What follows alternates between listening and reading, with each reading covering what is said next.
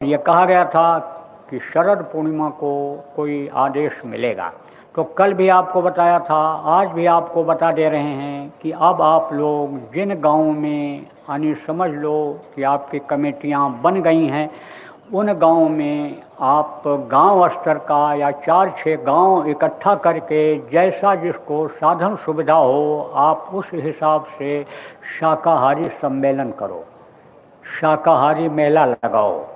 मेला का क्या मतलब होता है? मेल मिलाप होता है, विचारों का आदान प्रदान होता है।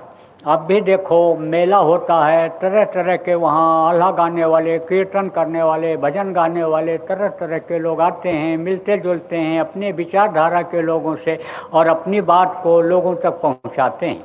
बहुत से लोग मेला देखने के लिए जाते हैं, वो भी बैठ जाते हैं कि आल्हा में क्या सुना रहे हैं, कीर्तन में क्या सुना रहे हैं और प्रवचन क्या हो रहा है। ऐसे ही मेला का मतलब ये होता है मेल मिलाप।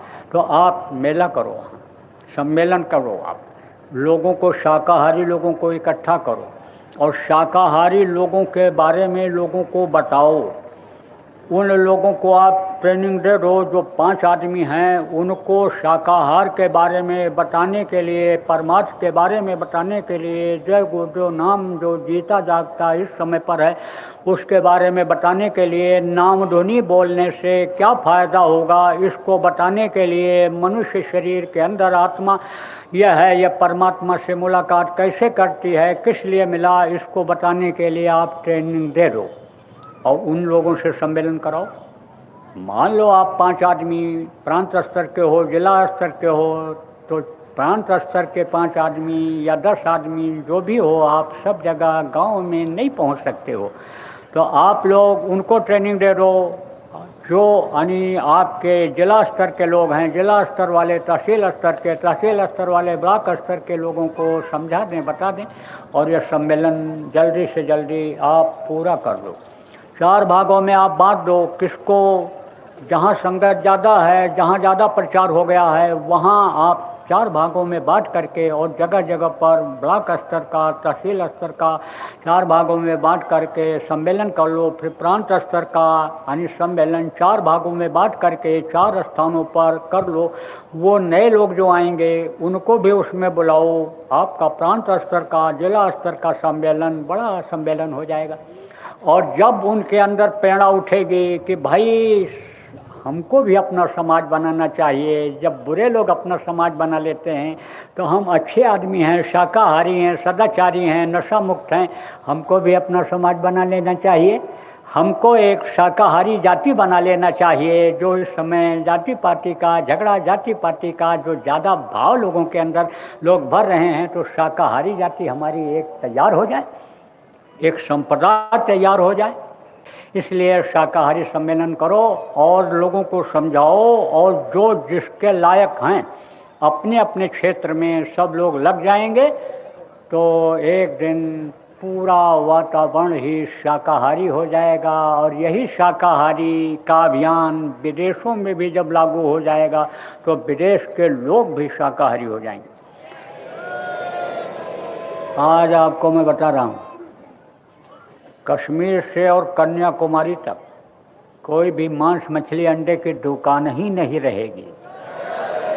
ऐसा समय आएगा, ऐसा समय आएगा, शराब की कोई दुकान ही नहीं रहेगी। ऐसा समय आएगा, नशे की गोलियां मिलेंगी ही नहीं। ऐसा समय आएगा और भारत का ये समय और ये असर विदेशों में भी जाएगा। अब आप ये समझो, आप सोचोगे कठिन काम है, कैसे होगा, होने को तो ऐसे हो जाए, लेकिन मरेंगे बहुत।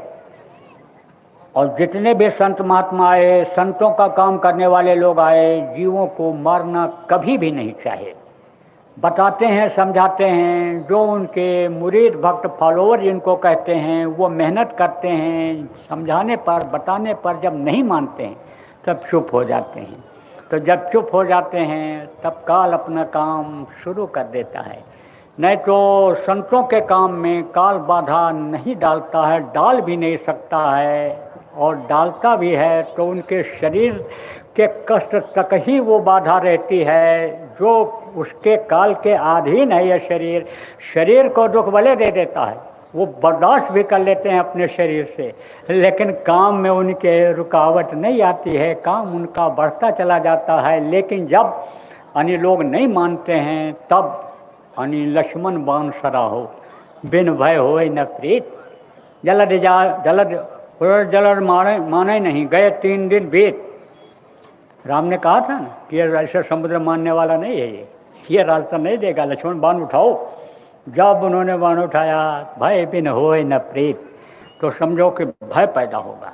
अभी कोरोना आया था और कितना डरे हुए थे लोग, जो जय गुरुदेव नाम नहीं बोलते थे, राम कृष्ण भगवान अल्लाह खुदा का नाम नहीं बोलते थे, वो लोग भी सब बोलने लग गए, वो भी भगवान को याद करने लग गए। तो आप ये समझो ऐसी परिस्थितियां आएंगी।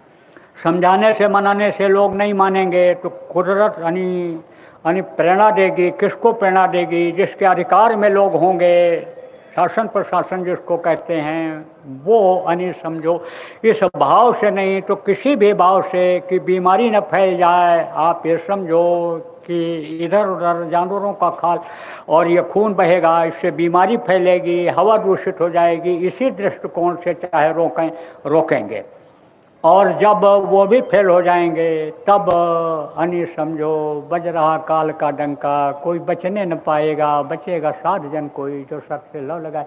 आप ये समझो फिर कुदरत का खेल शुरू होगा। तो मजबूर होकर के एक दिन शाकाहार लोगों को अपनाना पड़ेगा ही, नशा मुक्त होना पड़ेगा ही। इसलिए आपको लोगों को प्रेरणा देना है, जो आपकी जिस स्तर से मदद कर सकें इस मामले में उनसे मदद ले लेना है। रुपया पैसा की मदद प्रेमियों, 1 पैसे की मत लेना और अपने निजी स्वार्थ के लिए किसी से कोई भी मदद मत लेना। आपको अगर किसी चीज़ की ज़रूरत है तो ये हमारे गुरु महाराज हैं, ये सक्षम हैं, ये आपको यानी समझो कि देंगे।